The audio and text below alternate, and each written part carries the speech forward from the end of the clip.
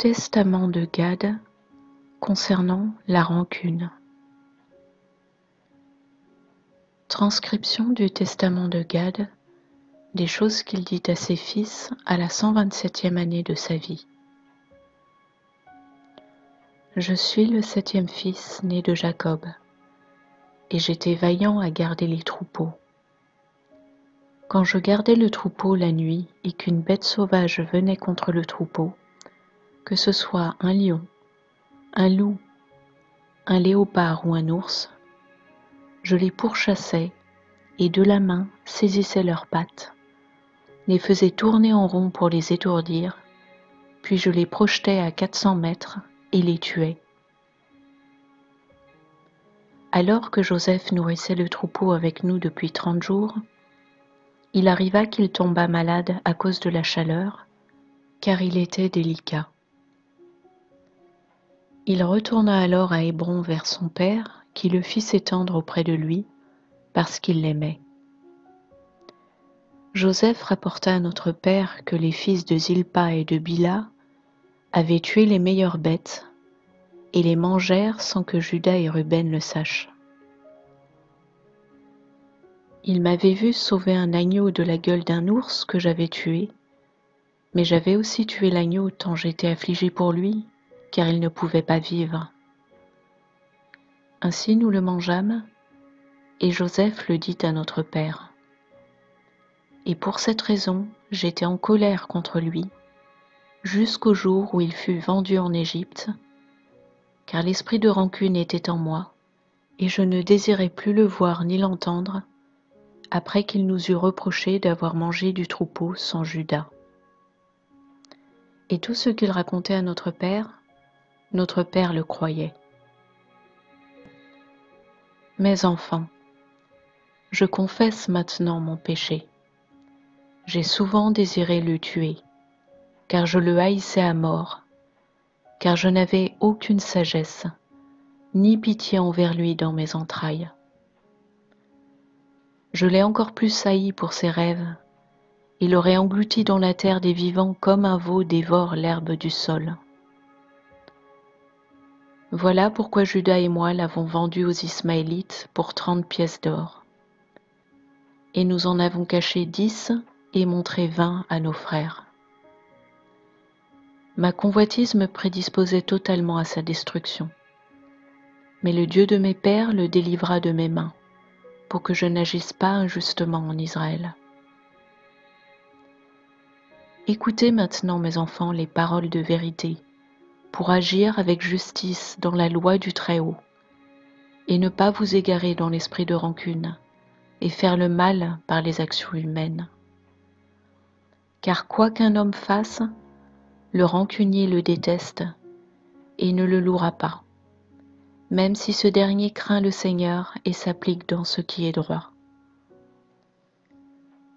Le rancunier dénigrera la vérité, car il est envieux de celui dont la voie est droite, se réjouit à dire du mal et affectionne l'arrogance. La rancune aveugle son âme, et c'est ainsi que je voyais Joseph. Oui, mes enfants, méfiez-vous du rancunier par son action injuste contre le Seigneur même, car il n'entendra pas les paroles prescrites sur l'amour de son prochain, et il pêche donc contre Dieu.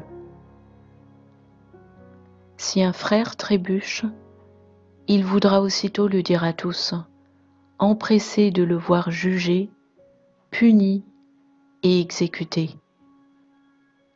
Et si c'est un serviteur, il l'accusera auprès de son maître ou inventera sur lui toutes sortes de problèmes pour le faire exécuter. Le rancunier agit avec jalousie jusqu'à devenir malade de jalousie envers ceux qui prospèrent à bien faire, quand leurs œuvres sont vues et entendues. Tandis que l'amour veut rendre la vie aux morts au point d'affranchir ceux qui sont condamnés à mort, l'esprit de rancune, à l'opposé, massacre la vie au point de ne pas endurer la vie de ceux qui l'offensent au travers de choses même les plus insignifiantes. L'esprit de rancune agit en accord avec Béliard par une impulsion de mort qui porte à détruire en toutes circonstances, tandis que l'esprit d'amour agit en accord avec la loi de Dieu pour la délivrance des hommes avec persistance. La rancune est mauvaise parce qu'elle est continuellement maintenue en mentant et parlant à l'encontre de la vérité.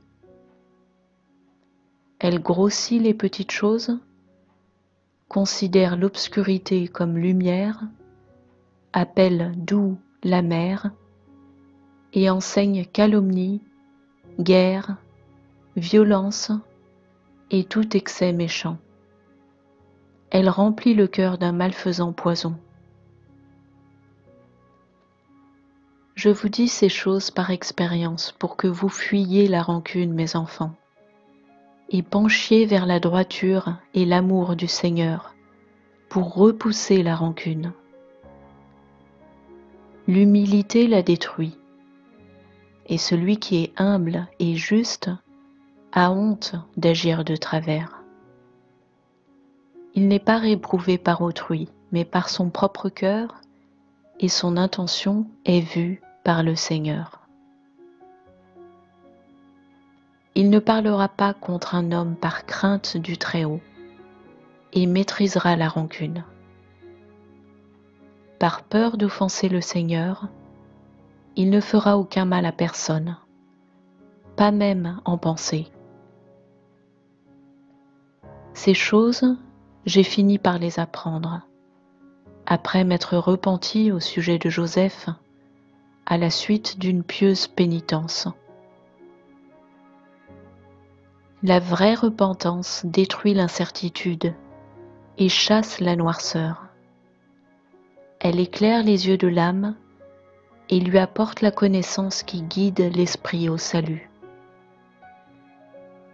Je n'ai pas appris ces choses des hommes, je les ai apprises par la repentance. Dieu envoya sur moi une maladie du cœur. Et s'il n'y avait pas eu l'intervention des prières de mon père Jacob, et même s'il s'était à peine relâché, mon esprit m'aurait quitté. Un homme est puni par les mêmes choses par lesquelles il a transgressé. Et comme mon cœur était sans merci pour Joseph, ainsi mon cœur souffrit sans merci pendant 11 mois, aussi longtemps que ma jalousie envers Joseph, jusqu'au jour où il fut vendu. Aimez chacun votre frère, mes enfants, et repoussez la rancune de vos cœurs en vous aimant fermement les uns les autres, par la parole et par la pensée d'âme. Car je parlais tranquillement avec Joseph en présence de notre Père. Mais dès que je tournais le dos, l'esprit de rancune obscurcissait mon esprit et dirigeait mon esprit à le tuer. Alors aimez-vous les uns les autres de tout votre cœur. Si un homme pêche contre vous, parlez-lui aimablement et évacuez le poison de la rancune. N'encouragez pas la tromperie dans votre âme. S'il confesse et se repent, pardonnez-lui. Et s'il nie, ne vous acharnez pas avec lui de crainte qu'il jure et que vous péchiez en double.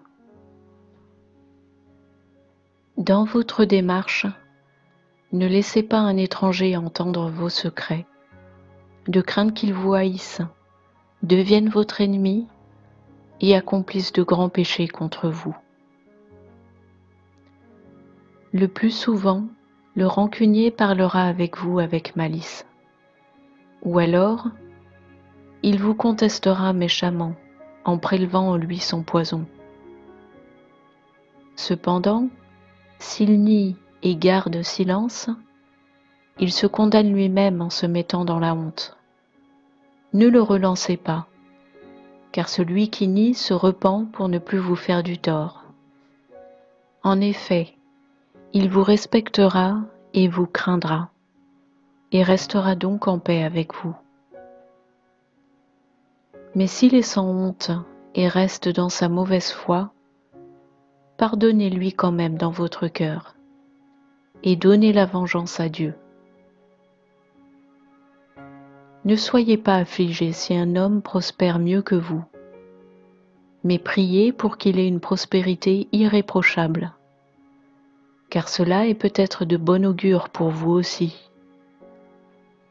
Ne soyez pas jaloux s'il est plus exalté, mais souvenez-vous que toute chair meurt, et rendez gloire à Dieu qui donne des choses bonnes et profitables à tous les hommes. Recherchez les jugements du Seigneur, et ainsi votre esprit se reposera et sera en paix. Pensez que même si un homme devient riche par de mauvais moyens comme Ésaü, le frère de mon père, il n'y a pas de quoi être jaloux, car à la fin, vous verrez le Seigneur s'emparer des bénéfices du méchant, ou bien les laisser aux repentants, ou encore réserver aux non-repentants le châtiment éternel. L'homme pauvre, libéré de toute jalousie, adresse des remerciements au Seigneur en toutes choses. Car riche est celui qui parmi les hommes n'a pas la jalousie malsaine des hommes. Alors pour vos âmes, mettez la haine de côté et aimez-vous les uns les autres avec un cœur droit. Dites ces choses vous aussi à vos enfants, et qu'ils honorent Juda et Lévi, car d'eux le Seigneur élèvera un sauveur pour Israël. Cependant, je sais que vos enfants finiront par se séparer d'eux pour marcher dans le mal, dans la tromperie et la corruption, devant le Seigneur. Et après qu'il se soit reposé un court instant, il leur dit encore : Obéissez à votre Père, mes enfants, et enterrez-moi auprès de mes pères. Il étira ses pieds et sombra paisiblement dans le sommeil. Ils portèrent ses restes 5 années plus tard et l'étendirent à Hébron avec ses pères.